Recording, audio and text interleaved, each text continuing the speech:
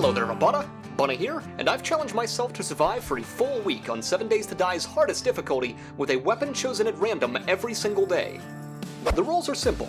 I'm completing this challenge as a hardcore Ironman, meaning I'm completely solo and death is permanent. I must spin a wheel to get a new weapon every single day and discard the weapon that I rolled from the previous day, but I'm allowed to keep ammunition. Environmental traps are acceptable, and I'm allowed to use wooden spikes as I need to.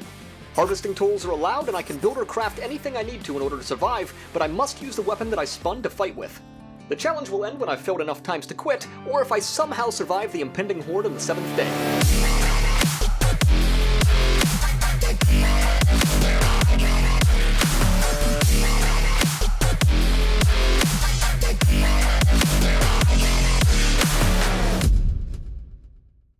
On screen now are the settings that I'm running to complete this challenge.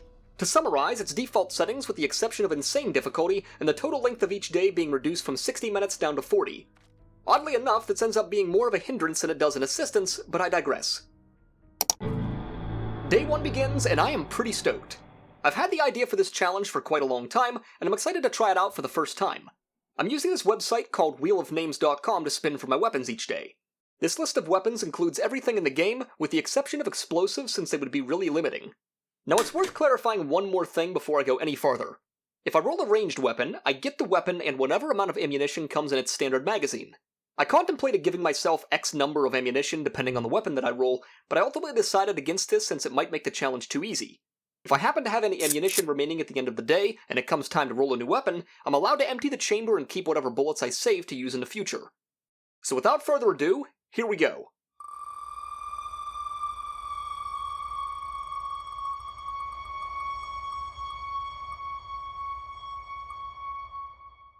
Okay, pistol! This isn't a terrible weapon to start with, but if I'm being honest, I was kind of hoping for a melee weapon. Since it's just the start of the challenge, I currently don't have any ammo outside of what's in the magazine, so it's kind of limiting. To give myself the weapon that I've spun each day, I simply plan on going into the creative menu and taking whatever tier of item is first offered to me. Sometimes this might be very good, and other times it might be extremely bad. That's just kind of part of the journey. In this case, I'm offered a tier 6 pistol, which is actually the highest tier possible. It only comes with 15 bullets though, which is not a whole lot to work with. Everything is valuable in a challenge like this, so rest assured that I'm looting everything in sight to stockpile on resources and sellables. I spot a dog carrier crate near this trailer and approach cautiously. Zombie dogs are one of the biggest threats in a challenge like this due to their speed and damage, and just when I think the coast is clear, it's not. A zombie dog comes barreling right for me, and I'm forced to break out the pistol. I try to shoot with precision and only use the amount of bullets necessary to take it down, but in doing so it takes a bite out of me. Whew, that could have been bad. I guess I'm glad that I didn't roll that melee weapon after all. So, as it turns out, there was a doghouse back here out of sight, which is where this little bastard was bedding down at. I spend a moment gathering some fiber, crafting a stone axe, and gathering some more resources before continuing. Since I've already wasted half of my ammunition on that zombie dog, I might as well finish looting this trailer. My plan is to aggro the zombies inside of here and lure them outside. Per the rules established in the beginning, I can use wooden spikes when necessary, and since I only have 8 bullets to my name, I think it's justified here. Knees weak. Back inside the trailer, I find a toilet and plunge my little bunnapaws straight into it for that succulent, murky water. Fucking delicious. Inside the kitchen, I find a cooking pot, which is actually a huge find. This thing will let me boil that toilet water so it's safe to drink, although I planned on guzzling it down anyways. I loot the rest of the kitchen and take a quick look at the map to figure out where I'm at. I want to make it to a trader so I can start completing missions and selling things, but I don't know where to find one. Contrary to what you might think, I actually know very little about the map that I'm playing on. I have a general sense of where things are in relation to one another, but with the map fogged over like this, I'm pretty lost.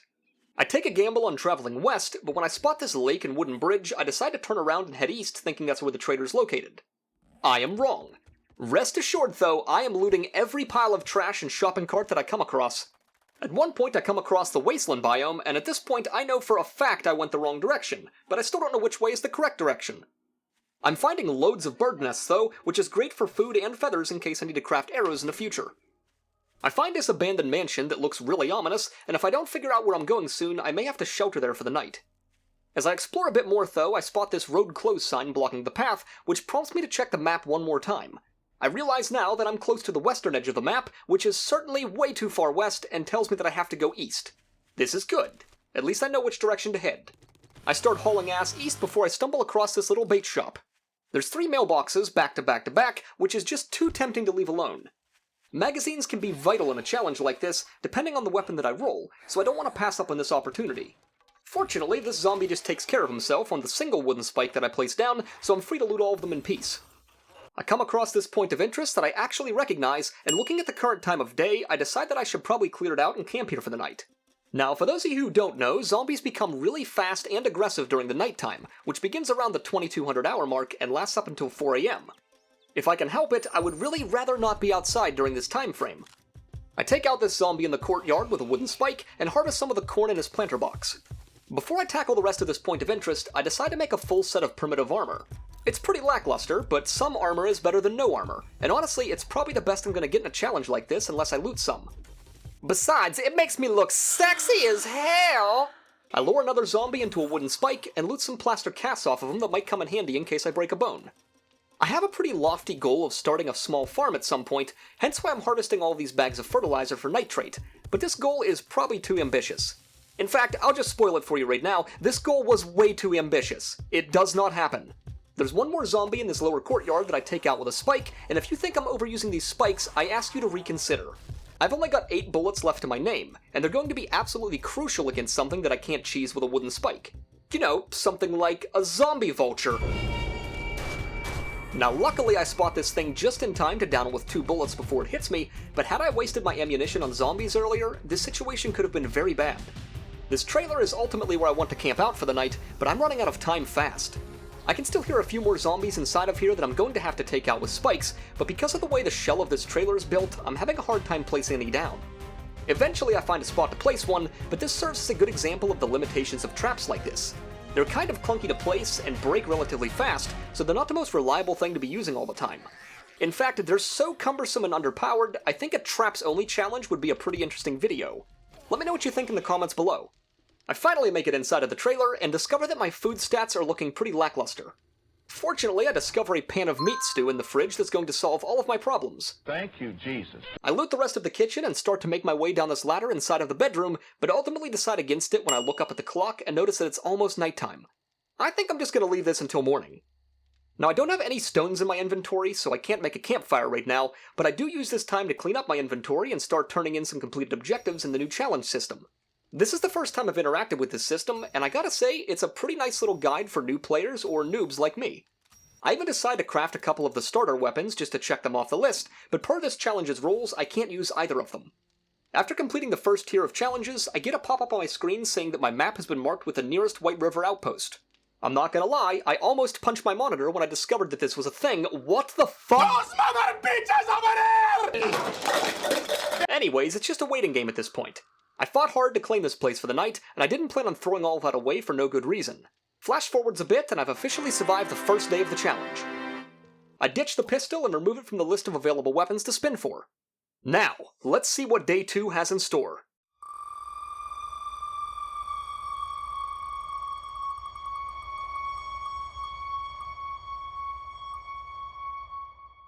A pipe baton. Okay, I can work with that. Day 2 begins with me grabbing a pipe baton from the creative menu. It's only a tier 2, so not the greatest, but honestly it doesn't matter that much since I don't have any attachments for it anyways. Rather than wasting my time looting the bottom portion of this POI, I opt instead to start the long journey towards the trader. In retrospect, I probably should have just finished looting it, but I digress. Water is a very cumbersome obstacle in this game, but it's pretty safe as long as I watch my oxygen level. It's more of an annoyance than anything since it slows me down so much, but it beats taking the long way around the water's edge. Now the trek to the trader is long and boring. 1 kilometer is nothing to sneeze at on foot, especially when I'm so prone to getting distracted by shinies. But I'm a good bunna, and I keep my little nose down for most of the journey. I know that getting some mission completions in and building up my supply of dukes is ultimately what's going to make or break this challenge, so it's imperative that I get there as quickly as possible. Plus, this pipe baton is not a bad weapon to have in a fight, and while I know that I can efficiently complete some missions with it, future weapon spins make things pretty uncertain. If I happen to roll another ranged weapon with no stockpile of ammo, I'm either really going to struggle to complete the mission that I'm sent on, or I'll end up failing the challenge altogether. But that's the sort of nature of this challenge. Play up to my strength on a particular day, and know when to walk away when things aren't in my favor. After burning through nearly 4.5 hours of daylight, I finally make it to the trader, and oh great, it's wrecked. Oh, didn't we agree your first job was gonna be free? He gives me a stone shovel that I already have, and per the new update, the only quest that he offers me is an intro to the buried supplies missions. Not ideal, but I was expecting it. I sell everything of value that I don't need, and peruse his available stock, although I don't have any dukes to buy anything right now anyways. Outside the compound, I take on my first zombie with the pipe baton. It's slow, it's clunky, and it doesn't hit all that hard, but at least it doesn't need ammo. As long as I approach things cautiously and use my head, I should be able to tackle pretty much any challenge with a melee weapon like this. As I say that though, I let him get too close and he smacks me for 15 damage. Not a big deal, but ultimately pretty stupid of me. Knees weak. Now I know that I said that missions are imperative, which they are, but my inventory is currently fucked. There's things that I either don't want to sell or don't have a large enough quantity to sell, but I don't want to get rid of quite yet. Because of this, I need a storage box. Now I could just slap a box down anywhere and move on, but I know that I'm going to need a small shelter of some kind to hide in just in case I'm near the trader when night falls. I might as well start to throw together something now while I'm here. I'm using these weird cross-shaped blocks for a reason. 1, I love a roof that leaks, and 2, I want to be able to stab at vultures or hornets just in case I aggro one and I have to run inside. I don't plan on digging all the floor out at this moment, but I do want to dig out a few crucial ones. 1 for the door, 1 for the storage box, and 1 for the campfire. Speaking of which, I probably should get some toilet water on boiling while I'm gone. This is where that cooking pot comes in handy. I chuck everything that I don't need inside the storage box and take a step outside to look at my masterpiece of architecture. I stumble across another zombie on the way to the mission, and here's an interesting thing to know if you don't happen to play the game. Sometimes when you hit a zombie, they get pissed off and start moving a lot faster. As long as my food stats are in check and I'm not too encumbered, I can still outpace them and keep a safe distance. Keep this in mind for later though, because I'm not always this lucky. I find this tiny campsite beside the buried supplies mission, so I figure why not loot it while I'm here. Little do I know that there's a sneaky little sneaky snake hiding in the grass. At least the damage is minimal and snakes are allergic to metal pipes. Anyways, it's mission time.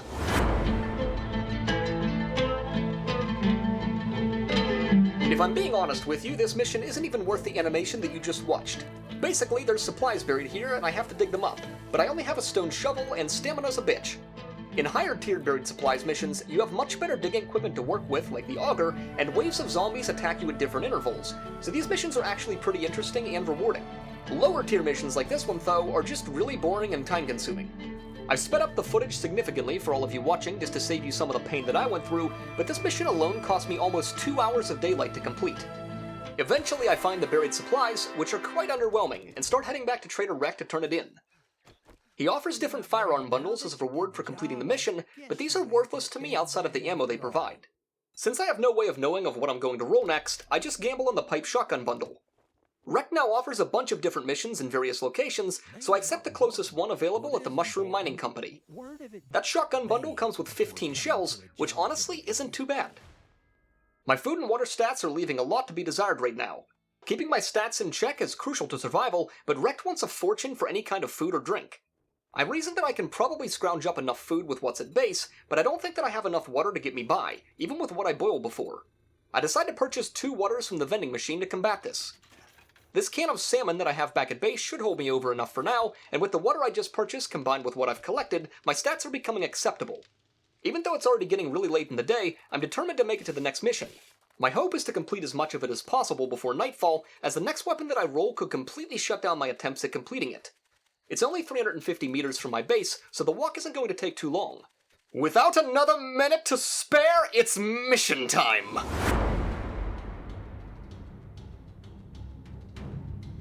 This mushroom mine is sweet, but it's got some pretty tight quarters to work with. I'm moving much faster than I would normally move through a mission for the sake of time, but I'm listening for audio cues and keeping my eye out for any curveballs.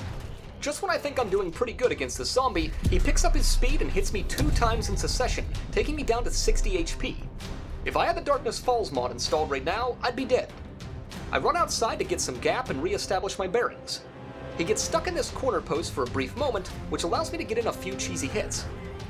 Luckily, his movement speed drops back down to normal, and I can finish him off from the top of the stairs. Although I'm still a little shaken up, I don't have a moment to waste. I need to clear out this place as much as possible, just in case my next weapon roll is complete trash.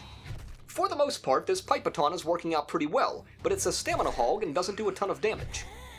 This is especially true with the fat zombies. These things are damage sponges. I feel like this baton is just bouncing off of her fat rolls and not even dealing any damage. Also, how is she so damn fast? She's so fast, in fact, that she manages to clip me down to 31 HP. I'm not feeling so good, guys. After a few dozen more baton hits, she finally goes down, and I can take a quick breather. It's going to be nighttime in only a few short moments, so my escapades with this pipe baton are coming to an end. I decide to gather up some of these mushrooms since my character is fucking starving again, and while they only give 2 food each, they stack up pretty quickly. I decide to barricade myself inside of this little hubby hole and turn in all of the challenges I've completed so far. I've actually got 5 skill points to work with, so I take a moment to check out all the feats. Healing factor is interesting because I gain 1 health every 35 seconds with natural healing. This is good considering I've only got 42 HP. I also put a point into cardio for stamina regen, the daring adventurer for better trade items, lucky looter for better loot, and finally pack mule for increased inventory space. After sitting here for a while, I get bored. Even though it's stupid, I want to complete this mission. If push comes to shove, I'll simply use my supply of wooden spikes to help in some of the fights. Besides, there's delicious mushrooms everywhere and I can't pass them up. I still have the element of surprise on my side, so I drop into a crouch position and get some spikes in place. If you're wondering why I'm doing this, it's because I want to capitalize on the sneak damage bonus. This pile of trash on the floor will alert her if I step on top of it, so I'm trying my best to shimmy up and get in a solid hit. I completely whiff the first attempt, but my second one is successful and causes her to run straight into a wooden post.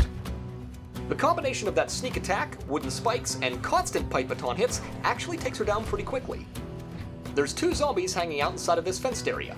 I capitalize on the sneak damage multiplier again and slam the door closed to keep them inside. My plan here is to keep them inside for as long as possible and chip away at their health from a safe distance. Honestly, this plan was working out surprisingly well until one of them pops a vertical leap akin to a fucking jungle cat and I run away. Luckily, he was already close to death, so he goes down pretty quickly. Same thing with the other zombie, although he takes quite a few more hits. The mission still isn't complete, which means there's more zombies to kill. This becomes more obvious the moment I climb the ladder and hear them moaning. When nothing happens immediately, I walk back over to the ladder to investigate and about shit my pants.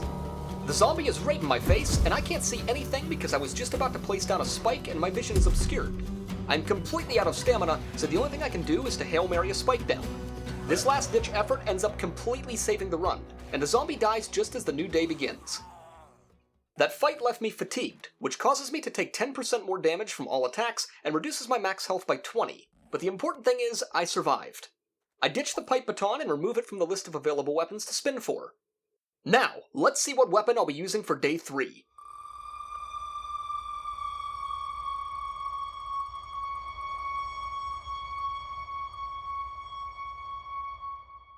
Okay, alright, steel spear. I can work with that, but not right now. It's getting late and this bunna has to work in the morning. Day 3 begins with me claiming a steel spear from the creative menu. It's a tier 3 and a considerable upgrade over the pipe baton. It's gonna make clearing the rest of this mission a breeze, or at least that's what I thought. You see, when I logged off the night before, I failed to recognize that I'm not allowed to do that. If you're in the middle of a mission in 7 Days to Die and you log off or get disconnected in some way, the mission you're on resets. I knew this, but I simply had a lapse in judgment and forgot. Because of this, all of that mission progress that I made last night is completely gone.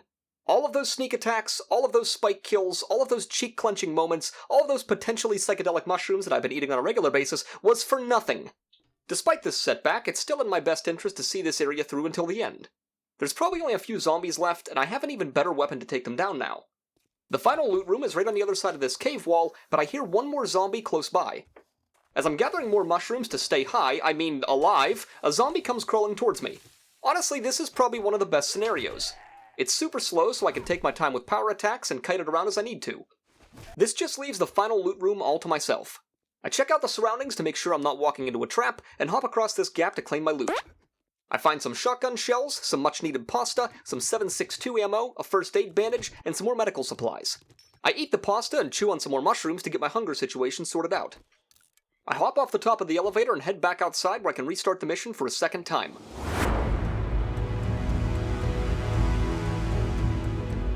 Now you guys literally just watched me complete this mission, and not a whole lot changes this time through except it's much easier and less stressful. The steel spear hits much harder and allows me to keep distance better than the pipe baton did, so all in all it's a pretty pleasant weapon to work with. I do manage to take one hit when I get stuck on this wooden pillar for a moment, but I bounce back pretty quick.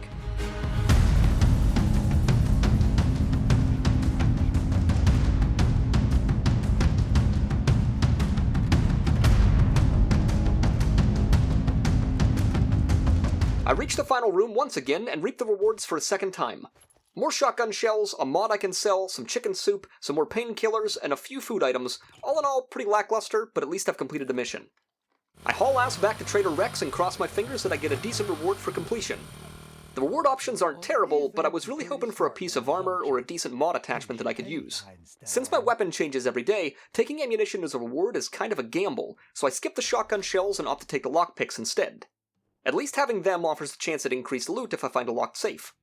I snag the next closest mission, which is over 700 meters away, and decide to look at what the dew collector would cost to make. Hydration is always a problem, and I would really like a renewable way to solve that dilemma, but the amount of scrap polymer I need for one of these things seems a bit out of reach. For the long term, it absolutely makes sense to make these things and upgrade them, but for a 7-day challenge, it hardly seems worth it. I head back to my little base to dump my inventory and refine my food and water stats as much as possible before proceeding. Like I said, the next mission is over 700 meters away, and I've already burned a lot of daylight completing that last mission for the second time. My guy is also still suffering from fatigue, and I have no way to cure it, so I'm probably just going to be stuck with this debuff until it wears off. Anyways, I'm going to spare you all the journey to the next mission location and just get right into it.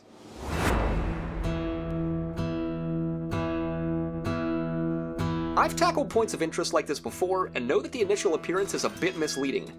I approach cautiously, not knowing what to expect, and it's a good thing that I did. A zombie vulture comes flying straight at me, but luckily the steel spear takes it down quick. I didn't even see this thing bedding down in the grass, and I about shit my pants when this happened. I spot another zombie lying down underneath of the tower, and decide to sneak up for a sneak attack opener, but for some reason the game doesn't award me the multiplier. I feel like I snuck up correctly, but I digress. One thing's for sure, this spear puts in work, and I'm able to chew through zombies pretty fast. Its power attacks use a lot of stamina though, so the gameplay loop of attacking and backing away still applies. After clearing out the bottom level of this tower and looting everything that I can, I hear some more zombies above me getting increasingly pissed off. I also accidentally cut myself on the barbed wire around the outside, so if you're wondering why my health is getting lower, this is why. I hear a zombie smacking away at the outside of the fence and decide that I should probably deal with it before climbing upwards, just in case I have to kite down below. Now, as with any woman who gets around me, this party girl just can't keep her legs closed. Whoa, lady, this is a family program! You fucking slut. Just the top of the tower remains, and I have a feeling that this is going to be a bit tough. It's a small space with multiple ladders, and usually when those two things are combined, bad things happen. I can see that one of the zombies is climbing a ladder on the inside to get at me, which tells me that there must be a way for him to drop down on the outer ledge that I'm standing on.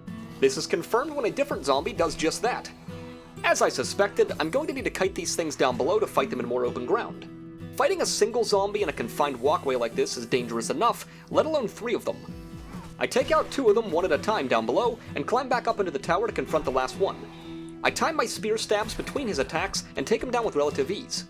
This completes the mission and allows me to loot the tower in peace. In the one crate I find an armor double pocket mod, which increases my carrying capacity by +2, as well as a few pistol bullets. I also find a few magazines and get really excited when I see this wood splitter mod, but it's not actually the mod, just the schematic to make the mod. I place that armor mod on my headpiece and decide to start heading back to the trader, although this little ranger station is quite cozy. On the way back to Trader Rex, I come across this shopping cart, which I know is a decent source of scrap polymer that I could use to make that dew collector I mentioned earlier. Unfortunately, the stone axe is not an optimal tool for harvesting these things, although if I could find enough shopping carts, I could probably make it work. Man, if only I had something like a wrench. Holy shit, it's a wrench! Okay, this dew collector idea might not be that crazy now. It's still not the greatest tool in the world, but it's far more practical than a stone axe. I plan on keeping an eye out for polymer-based things and harvesting as I go along, although it's already closing in on the end of day 3, so I'm not sure how necessary this grind will be. I make it back to base and dump my inventory, but I run out of space and have to make a second box to store things. Some of this stuff is going to Trader Rex, but a lot of it I'm simply accumulating for the future. I turn in my completed mission and get to see my reward options. The rifle bullets are tempting, but once again I feel like gambling on ammo is not the play to make right now, so I take the cobblestone rocks instead. At least I can use these to reinforce the base or construct some barricades on the 7th day. I snag another mission that's 700 meters away, sell my valuables, and decide to purchase a cooking grill. Just like the cooking pot, this campfire mod opens up some more recipes and will hopefully give me more options to choose from. I also buy 4 rolls of duct tape. They're needed for the dew collector and are arguably the hardest resource to find, so I wanted to have them on hand just in case I find the other materials. My food is in a really bad way at the moment, but all this stuff is so damn expensive. I decide to wait on buying anything until I can see what I can cook up at base first. As I walk outside the compound, I hear some zombies nearby and decide that I should probably take them out before nightfall. Little did I know that it was an entire horde of zombies. This situation isn't ideal, but it could be worse. At least I've got a decent weapon to work with, but my food situation makes stamina regen really slow, and nighttime is closing in fast. I take out a few of them right off the rip, but I miss one of my attacks against this one with the green hood and get clobbered down to 71 HP. Now this little fucker is fast, and ends up hitting me a second time down to 54 HP, before I finally stab him enough times in the face to take him down. The last two zombies go down in a similar fashion. Good thing too, because I'm really hurting, hungry, and it's just about nighttime. I slap my cooking grill on the campfire and grill up some corn, potatoes, and charred meat. This stuff is going to take a long time to cook up, so I might as well use this time as best as I can. Trader Rick is now closed, so get off my lawn. I just took out that horde of zombies, so hopefully the coast is clear for a bit longer. I need some more wood for wooden spikes, and to upgrade the building blocks of my base a little more. Some of my food is finally finished cooking, but I'm reluctant to eat it. I'm basically starving to death, so I have to, but all of this food gives -5 water. Normally this isn't a big deal when you have a way to combat the loss, but I currently do not. I'm basically just trading starvation for dehydration, which is not ideal, but necessary. All of my tree cutting and base construction has come back to bite me in the ass, though. A zombie is smacking on my front door, and he seems pissed. This is precisely the reason that I left this block in the corner of my base open, though. I can build my way up, stand on the edge of my roof, and stab him in the face from above. After a while, though, he just gets bored and leaves? What the... I thought that maybe he broke my door and that's why he left, but no, it's fine. Well, outside of the snake that's now hitting it. Do it! Just... do it! Yes, you can! Just do it! With my food still not at an ideal level, I decide to tap into my reserve of eggs. They're actually not terrible food in larger quantities, and I figure that I might as well fully solve the starvation issue, so I only have the dehydration to worry about. I invest 1 point into pain tolerance for a straight 5% damage reduction, and 1 point into living off the land that doubles the amount of plants I harvest. I've only got one challenge to turn in, and it's not enough to get me a level, so this is where the progress stops until morning. I ditch the steel spear and remove it from the list of weapons to spin for. Alright, here we go. Please give me something good.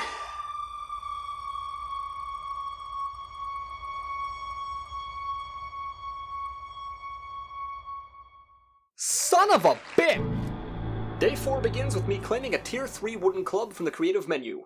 This is gonna suck. First things first, this snake has to go. But don't let this combat encounter fool you. This weapon is terrible. So hydration is still a huge problem, and I just know that it's going to bite me in the ass if I don't take care of it now. Hoarding dukes is hardly worth losing the challenge over, so even though I'm not happy about it, I know this is the right move to make. Dehydration greatly impacts my stamina regen, and since I'm currently relying on one of the worst possible melee weapons in the game, stamina matters now more than ever. This is especially true when all of my mission objectives are like a sad Avenged Sevenfold song. They're so far away. On the way to the mission objective, I come across this little town that has some promising looking buildings. Just like in the last 2 challenge videos, I plan on taking over a rooftop to survive the Horde in the 7th day. I can't really strategize too much ahead of time since I don't know what weapon I'm going to be using in the end, but I can at least start to form a plan so I can reshape it as I need to. Also, there's a shopping cart here and I want it. Anyways, I'm not going to do anything about this at the moment, but what I am going to do is start the hell out of this mission!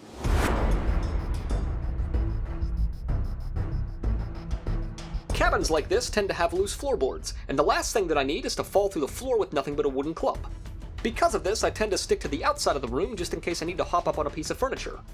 I capitalize on this opportunity to pull off a sneak attack and somehow get this zombie stuck. I don't know how, but I'm going to take advantage of it. This other zombie is tanky as hell though. I mean seriously, how many times do I have to bash him in his stupid face? Without realizing it, this zombie gains the movement speed buff after the first time that I hit him. This right here is why stamina is so important. Attacking consumes stamina. Jumping consumes stamina. Running consumes stamina. Even stamina consumes stamina. Okay, I made that last one up. The point is, if I didn't buy those drinks before I left, who knows how this would have turned out. I find a Lucky Looter Volume 5 magazine inside of this desk, and there's another beefy zombie. What the...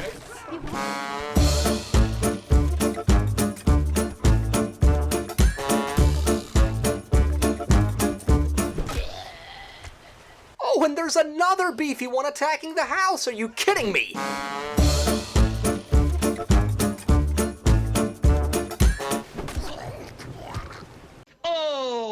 Righty then. I run back inside and find a small space between walls that I can walk through. There's a bathroom on the other side that has a small trapdoor leading into the basement. I find the White River supplies hidden on top of this crate in the corner, which technically completes the mission, but there's one more room left to explore. This place straight up looks like it belongs in a Saw movie, but I've got a wooden club and a dream, so I'll be alright. Never mind, fuck this place, is she crawling on all fours? What the hell? She can't get to school now. I'm not gonna lie, this chick scares me. I'm just gonna cheese this fight as much as possible. To be fair, this works out really well until a different zombie somehow manages to hit me through the wall. Don't ask me how that happened, but I finish her off and return to the basement for that succulent loot. I find a Fortitude mod and some rifle ammo in the first box, some more rifle ammo, a delicious can of tuna, and some magazines. The Fortitude mod is by far the biggest find here, but my focus is just on getting out of here for now. I noticed that an airdrop was coming down during that mission, and it's actually not terribly far away from me, so I mark it on the map and start heading there. As I get a little bit closer though, I realize that it's in the winter biome. A winter biome full of cold weather, lumberjack zombies, and mountain lions. Call me crazy, but tackling all of that with a wooden club doesn't sound all that appealing or safe, so I bounce. My obsessive need to loot every bird nest that I see is in full effect all the way back to that small town that I passed earlier. Laugh all you want, but eggs are life. As I'm approaching the town, my wife decides to make a frou-frou drink before work, and nothing prepares the senses like the droning of a blender in the background.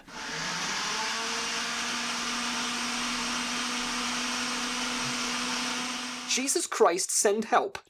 This bakery here catches my eye, not only for the prospect of food, but also because of the design of the building. It's chunky so it can take some hits. It's tall, but not too tall that I can't make an escape if necessary. All in all, this is looking like the winner for the 7th day, but it all depends on what it looks like inside. Since I still have a little bit of daylight left to work with, I decide to clear out this building now so that it's ready when I need it.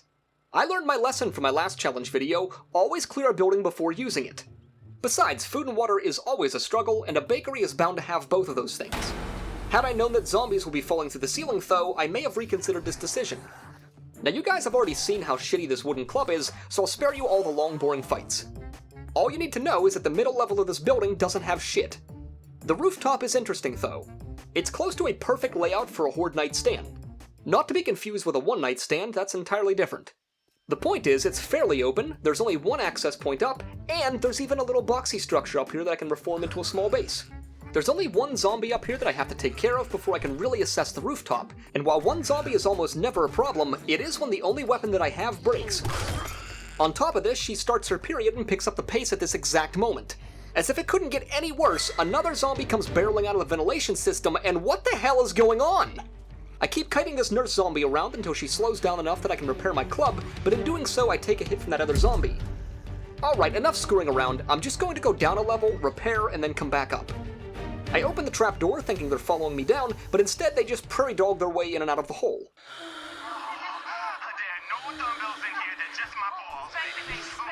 Anyways, with a bit of finesse, I take them both down and return to the rooftop. Now that I can finally take a closer look at this rooftop, I can confirm that it is indeed awesome. I'll have to patch this hole over just so I don't accidentally fall down through, but it actually might come in handy during the final fight. With the intent of being thorough, I hop down inside and prepare for the worst. I take refuge in the small bathroom for a moment to clean out some junk and equip that Fortitude mod that I looted earlier. It can only be attached to a headgear piece, so I have to remove my armor pocket mod and place it on my chest piece instead. This might look like random vandalism, but I'm looking for hidden safes. Saves? What's the plural of safe? It's safes, right? Hidden safes. Okay. What the? There are zombies in the bakery. I repeat, there are zombies in the bakery. Nothing is more dangerous than the undead hopped up on eclairs and cookie dough. I mean, just look at them. This one is literally twitching. What was in that cookie dough? I think it's worth pointing out here that I'm suffering from both starvation and dehydration. Stamina regen is at an all-time low right now, and I've got arguably the worst weapon in the game, so needless to say, this fight is making me nervous. I mean, just look how slow my stamina's regenning. This is ridiculous. With enough patience and persistence, I finish off both of them and cross my fingers that there's some kind of food in this kitchen. Luckily for me, there's one can of chicken rations, some murky water, and a cooking pot to boil it. Make that 2 cooking pots. Okay, 3 cooking pots. Why the hell are there so many cooking pots? This medicine cabinet in the bathroom has some antibiotics, which could honestly save the run if I happen to get infected. There's one more zombie that I can see laying outside, and for the sake of being thorough, I decide to take him on before nightfall. The sneak attack that I lead with is a complete failure, but is successful at pissing him off and heavily boosting his movement speed. Fuck me. Okay, forget the eclairs, this guy was eating some baked goods on a whole nother level. He's one of the fastest zombies I've ever encountered so far, and just like I finished explaining, my stamina's shot. He hits me 2 times in succession, dropping me down to 58 HP. As a last resort, I pop some painkillers to restore some health and keep me in the fight. My plan is to simply kite him around the island until he slows down and I can start to regen some stamina. This works, and I somehow scrape my way out of this fight. I walk back outside to make sure the coast is clear, and then this happens. Yup, okay, I'm out. Zombies crashing through walls and falling from the sky, no thanks. I quickly snag a few stones for a campfire and make my way back up to the rooftop just in time for nightfall. I throw some water on to boil, organize my inventory, and turn in my challenges. This rooftop next to me will make for a great getaway in case things go south on the 7th day. I'm confident that I can make the jump from here, and zombies would have to repath their way up through the other building to get at me, which should buy me plenty of time to get out of dodge. This little boxy structure here should make for a great shelter to hold up in case vultures come at me, but I'll have to refine it just a little bit more when the time comes.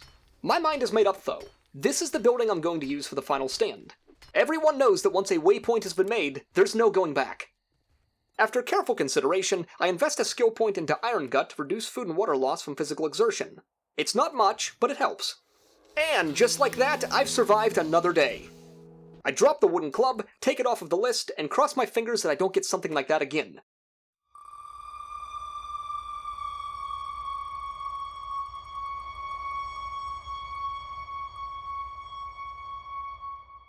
Okay, pipe shotgun? Not the best, but you know, I've got ammo stocked up, so I can make it work. Day 5 begins with me grabbing a tier 5 pipe shotgun from the creative menu. Even though it's quite literally the worst shotgun in the game, it's at least high tier and I have some ammo stockpiled. I hop over to the rooftop next to me and place a few blocks that I can drop onto to get down safely. There's this fenced-in area just down below me that looks relatively safe, but it's anything but.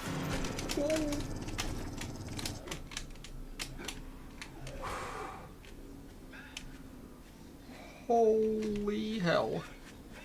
Yeah, that was a little too close for comfort. I had just enough stamina to make those jumps, and if I didn't react as fast as I did, or if I happened to miss a jump, I'm pretty sure I'd be dead right now. On the way back to Trader Rex, I find another shopping cart, and even though I know that a dew collector is pretty much a moot point this late in the challenge, it doesn't slow me down enough to where I can't justify at least trying to get the resources. I make it back to base, deposit all of my resources, shovel some eggs into my face, and turn in that completed mission for a less than mediocre set of reward options. I mean, cornbread? Seriously, Wrecked? Fucking cornbread? I accept the next closest fetch mission, sell my valuables, and decide to buy 4 water between Wrecked and the vending machine. I finally found enough magazines to unlock the goldenrod tea recipe, which should help combat dehydration just a little bit better and reduces dysentery if I happen to eat bad food. These take a while to cook though, so I only stick around to drink the first one before heading to the next mission. Here's a pro move I want to share with all of you. Loot mailboxes before you begin a mission, because it resets when you start it and you can loot it again. See? I'm not a complete buffoon. Sometimes.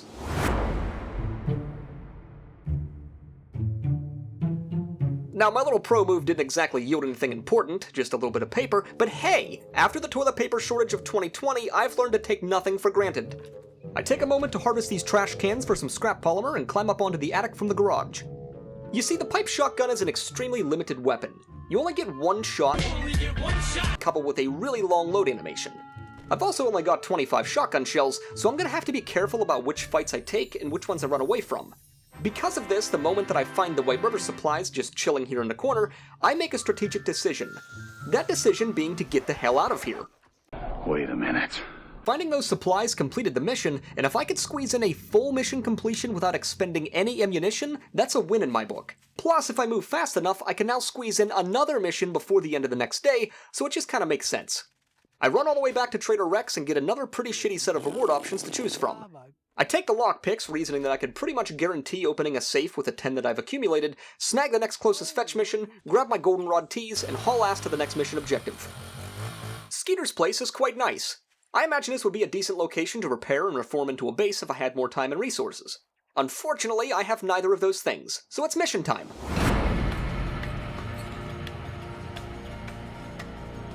I start off by really hitting them where it hurts. Taking their lawn chairs, fuck them!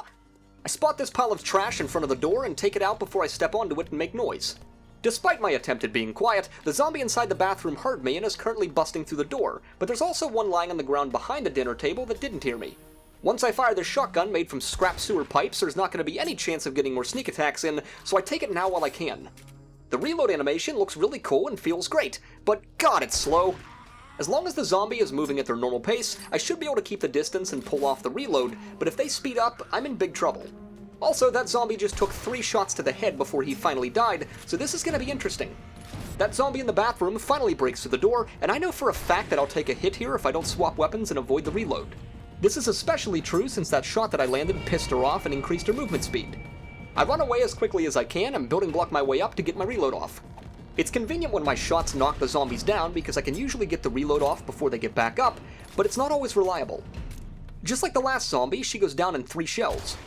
And the next one goes down in 3 shells. Okay, I'm seeing a pattern here. 3 shells per zombie, so as long as I don't miss, I can take down 5 more zombies with the ammo that I have. Back inside, I find the White River supplies on top of the dryer, and oddly enough, there's another zombie here that never heard the commotion, so I am able to pull off one more sneak attack. I wait until just the right moment between his attacks to open the door and land another shot, and finish him off with another shot just like this. Now, of course, I take all of their wooden chairs, loot their kitchen, and dig through their trash cans. Are you out of your fucking mind? Upstairs sounds like a whole lot of badness, and I know that my little pipe shotgun is going to be outgunned here, so it's time to break out the spikes. These things work impressively well on staircases. Who would have thought? At the very least, they weaken most of the zombies so that taking them down with a shotgun is a little easier. They do eventually break through the front door, but one more set of spikes is enough to take them down. My hope is to find a gun safe or a small safe hidden somewhere in the house. Those lockpicks have been burning a hole in my pocket, and I want to use them before the end of the challenge. In this back closet, I find some pistol bullets, another armor double pocket mod, some chicken soup, and some rifle ammo. There's some magazines in this wooden crate too, but they don't unlock anything too useful. I smash all of the pictures in the house looking for a hidden safe, but alas, my hopes are shattered. I hightail it all the way to Trader Rex and turn in my quest for another pathetic set of reward options. Initially, I was really excited to see the ergonomic grip mod, but it's not the mod itself, just the schematic, which does me no good. Cornbread it is? God damn it, wrecked. I accept the next closest mission to clear out some zombies, sell all my valuables, buy some more water, and decide to tinker with my base until nightfall. I chop a bunch of trees, upgrade some blocks, and dig out more of the floor until the 2200 hour mark rolls by. I slap that pocket mod on my gloves, clean out my inventory, organize my storage boxes, and decide to crank out a few more of these easy challenges for XP. These challenges include things like placing a land claim block, upgrading a block to cobblestone, placing down a bedroll, and placing a torch. Completing all of these puts me just a hair shy of hitting my next level, so it was worth it. Next, I decide to craft a bunch of building blocks and wooden spikes in preparation of the 7th day. Then I just waited until morning. I didn't get attacked, nothing crazy happened, and I lived to fight another day. Hallelujah. I ditch the pipe shotgun, remove it from the list of weapons to spin for, and cross my fingers for the 6th time in this challenge.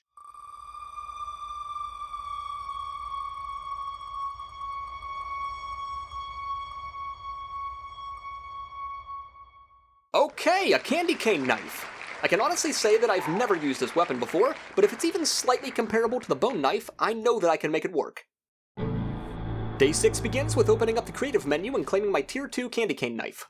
Checking out the stats, it actually doesn't seem too bad. It seems significantly better than the bone knife, so I can hands down make this thing work. Here's my live reaction of seeing it for the first time. What the fuck? Alright. This is why I absolutely love challenges like this. There is otherwise no reason to ever use a weapon like this while playing the game, but through a random spin selection, this is now all I have to work with, and it's awesome. I full throttle it to the next mission location to get my first taste of combat with the candy cane knife. Now it feels almost identical to the bone knife, but oddly enough I think the range is just a little bit shorter. I'm not sure if it actually is or not, but I feel like these power attacks should be landing, and they're not. Eventually I get the attack range dialed in, and it actually takes them down pretty quickly, so all in all I think I'll be okay. Gotcha, bitch! Anyways, mission time.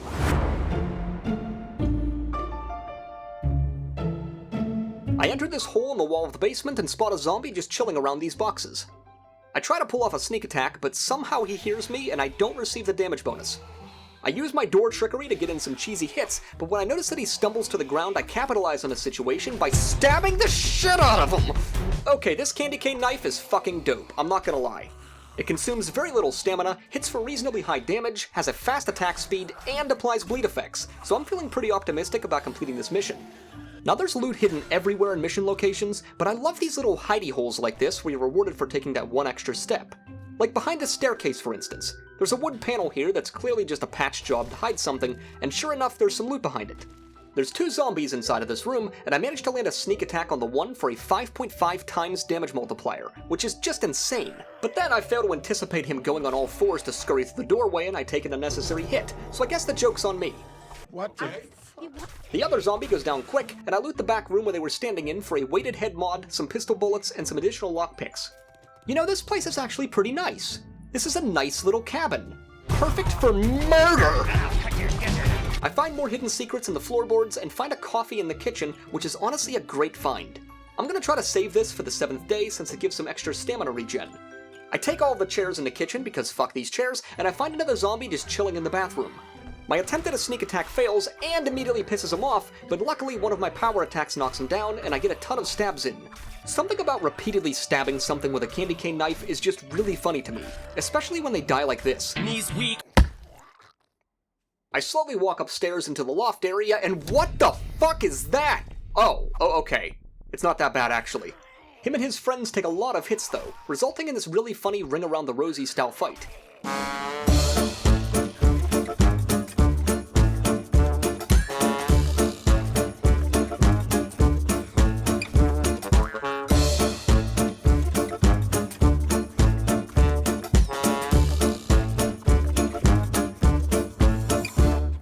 To take one hit towards the end of this fight, but the damage is pretty minimal, and I get a can of sham, so worth it.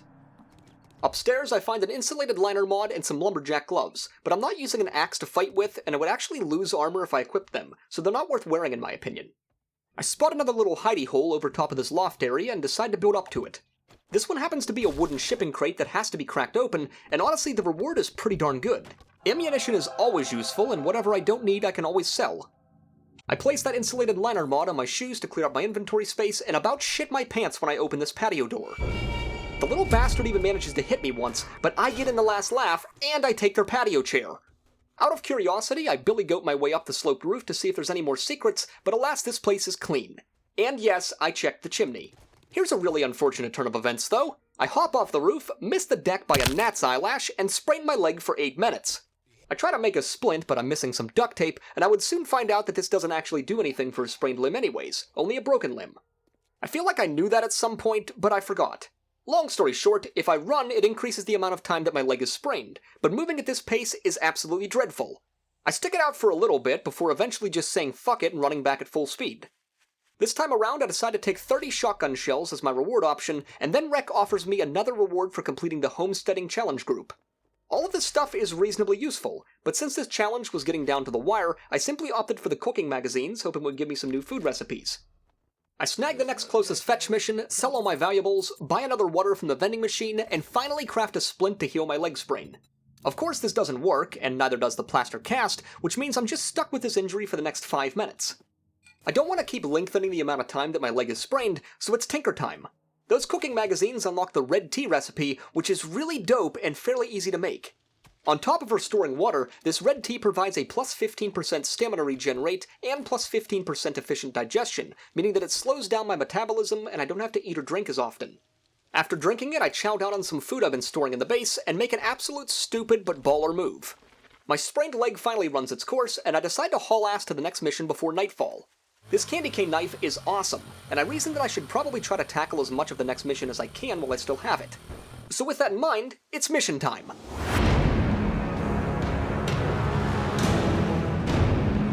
Now I'm tackling this mission guns blazing, or candy cane sharpened, I guess.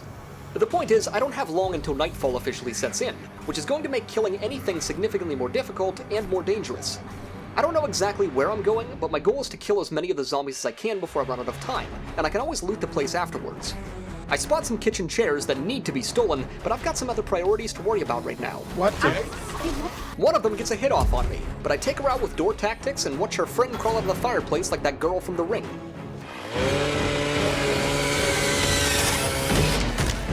I've got 15 minutes of in-game time left, which is really only like 30 seconds in real life. For a fleeting moment, I thought that I could clear this place out in time since it was only one zombie left, but then 2 more showed up in a horrifying way.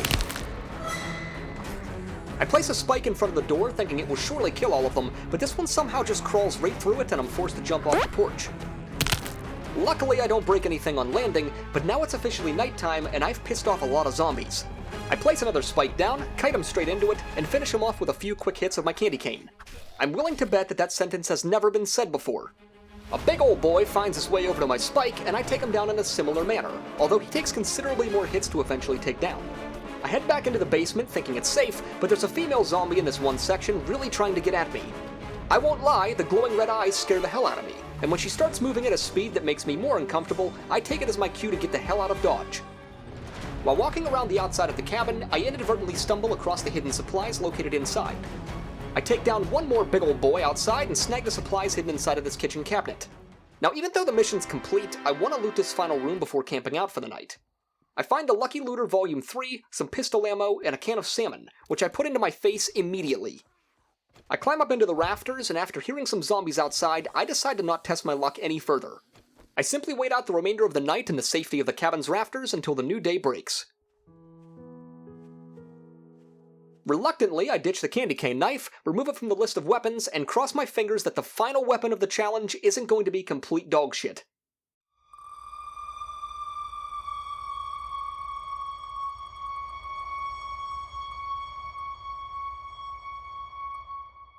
A compound crossbow? Alright, I can work with that. A ranged weapon on Horde Day is probably the best thing I could have gotten, especially one that I can make ammunition for. Day 7 begins by opening up the creative menu and claiming a Tier 3 compound crossbow. All of my crossbow bolts are back at the base, but luckily I've got enough resources on me to make 9 stone bolts. Now since this is the final day of the challenge and I've got 1 skill point to burn, I reasoned I should probably throw it into archery for more damage and a faster aim, draw, and reload time. I had always refrained from investing any points into weapon-specific feat trees up until this point since I never knew what I was going to roll, but that's a moot point now. I take all these wooden kitchen chairs, because fuck these chairs, and start the long journey back to base. Now like I said, the compound crossbow is actually a really great weapon to have on the final day of the challenge. In fact, it's probably the best thing that I could have rolled aside from maybe a regular compound bow. Other ranged weapons will be extremely limited due to ammunition, but that shouldn't be too much of a problem when I can simply make bolts in my inventory. As long as I can craft enough bolts and secure that rooftop well enough, I should have this challenge in the bag. Back at base, I get some water and potatoes cooking up, and decide to completely liquidate everything that I have that I don't need before the Horde comes. After all, this is the last day of the challenge, so there's no sense of hanging on to this stuff.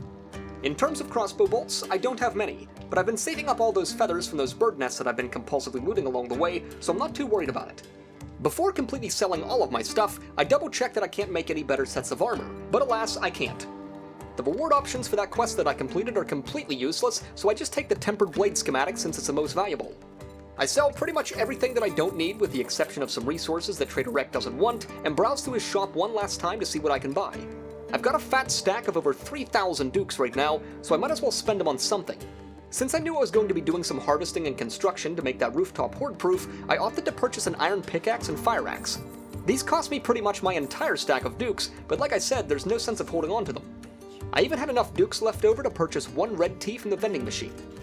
This iron fire axe is much more efficient to gather in wood than the stone axe was, which is really going to help with making crossbow bolts and building blocks. Same story goes for the pickaxe. I need stones for crossbow bolts, and this is by far a much better way of harvesting them. Anyways, if you've watched me harvest these things once, you've seen it 1,000 times. Flash forward a bit, and I try out the compound bow for the first time. It looks like 2 stone bolts to the head does the trick for basic zombies, so all in all, not too shabby. As I'm approaching the Horde building, a plane flies overhead, leaving an airdrop not too far away. In fact, it's pretty damn close, and it's still early in the day. I'm pretty confident that I can make it there and back, and still have time to do everything I need to before nightfall. It takes me a couple minutes to cover all of the ground, but eventually I find myself just past one of those previous mission locations. There's a wooden bridge here that screams it's a trap, but I'm pretty confident I can handle most anything at this point. Even zombie vultures don't scare me! Unless my crossbow bolt just phases right through it. That unfortunate miss causes me to take a flurry of attacks from this stupid bird, hitting me 3 times in succession. When this happens, I just opt to run away and create some distance. I watch it fly back up to its perch on the bridge, and I reapproach it for round 2. I spot another zombie walking around up here, and decide to sneak attack it to see if it's just my inaccuracy with the crossbow that caused me to take so much damage. The answer is no, because I nail the shot, and now I'm even further convinced that birds aren't real. I hear the little fucker flapping around, but he's not returning to his original starting point like I thought he would. Instead, he's hiding underneath of the bridge, and after spending a moment lining up the perfect shot that I'm sure will hit, it doesn't! Here's my live reaction to another follow-up shot. What the hell? Is this bird fucking invincible? It turns around, I chase it, and finally land a crossbow bolt on it. Okay, fucking finally. Jesus, just die. That fake bird was a fierce guardian of the airdrop, but my persistence was too much for it to handle. This actually would have been a really good drop to find earlier in the challenge because of the burning shaft mod, but alas it doesn't do me any good now. The building blocks are nice though, and the magazine bundle does award me with a few archery magazines. I finally decide to expend some of my resources I've been gathering to make my stone crossbow bolts, and it looks like I'll end up with 75. Thank you, bird's nests. Even though birds aren't real. I gather a bunch more resources and head over to the bakery to begin fortifications. The rooftop is my major concern, and as far as I can see there's only one way up here, that being the ladder. I'm going to need to take out these top two sections of the ladder in order to keep the zombies out, and luckily this new pickaxe is the tool for the job. I just want to get them both low on health for now so I can easily take them out later. Next up is this hole in the ceiling. I just know that I'm going to fall through this thing, and I would rather patch it up now before that happens. More than likely I'll remove these blocks to fight off some of the Horde anyways, but better safe than sorry. Lastly, I want to make a small bunker up here that I can use to hide from zombie vultures. I had already started on this last time I was here, but holy shit does this iron pickaxe do a much better job. I removed this small beam on the floor so I can place a full block on that spot, only to press the wrong key and remove it immediately. What the? I upgrade the block to cobblestone and place two wooden trapdoors on the ground that act as a little door to get in and out of here. Placing them down like this will essentially double the health of the door since I can lift them both up at the same time. Next I remove the top block over the bunker and replace it with this little quarter cross block. This thing works really well at keeping out the zombies, but I can still shoot through the gaps that it provides. Then I cover this whole thing in wooden spikes and get a bunch more crafting in case I need them during the fight later. The last part of my plan involves this little land bridge over to the next rooftop, just in case I need an escape plan. I don't want to connect it to the other building though, because it might give them a route to reach me, which would not be ideal. With it only being an hour until the Horde arrives, I decide to fully take out these two ladder segments and cover the hole with spikes for added security. There are two other little holes in the roof that I can see, but as far as I can tell, they're not access routes for zombies, so they should be fine. I drink some tea, take some vitamins, eat some fucking cornbread, and mentally steel myself against what was about to happen. Oh boy. Here we go.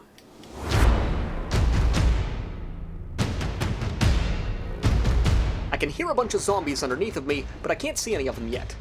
I wait a little bit to see if any of them happen to find a way up to me, but when it seems all clear, I reason that it's safe to remove some of these blocks. Could I stay up here in safety and not even engage the Horde? Probably, but what fun would that be? I'd rather use all of these bolts that I crafted than let them rot in my inventory, so I take it to task to eliminate as many of these zombies as I can. Pretty much every time I fire a bolt, I turn around to make sure the rooftop hasn't been breached. I don't need any surprises on my hands at this point, and I have to reload between shots anyways. At one point I decide to open the hatch to have a look and get the daylight scared out of me. Oh my god. For the record, that zombie didn't hit me, but I did drive my leg straight into a spike. Who the hell put these things here? I place my last wooden trapdoor over the other trapdoor to keep myself from falling into the hole, and just go to town on the zombies trying to get up here. Honestly, the crossbow is putting in work. Most zombies go down in about 2 to 4 bolts, and the more I can keep from hitting the blocks underneath of me, the better. Killing these things is like shooting fish in a barrel, and while it was quite boring for me, I'd like to keep it entertaining for you guys, so here's a montage.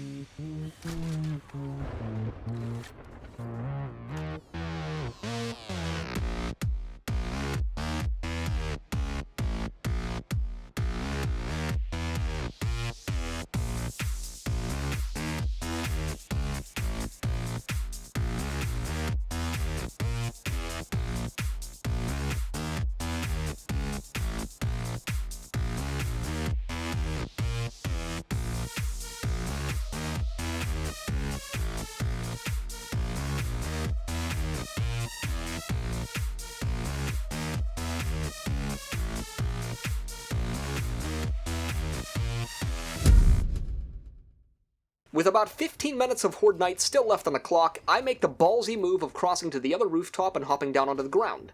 I'm fully confident that I've completed the challenge at this point, and figured why not taunt the zombies just a little bit. I have some steroids on me if I really have to outpace them anyways, so I'm not in any real danger here.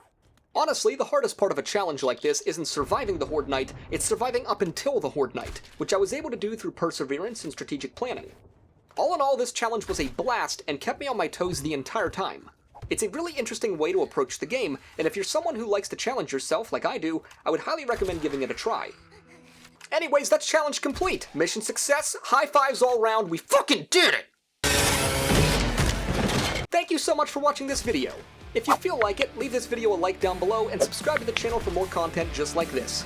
I want to give a special shout out to all of the bunnies that support me on Patreon. You guys are amazing, and if you would like to support the channel and the content that I create, you can now do so for as little as $1 a month.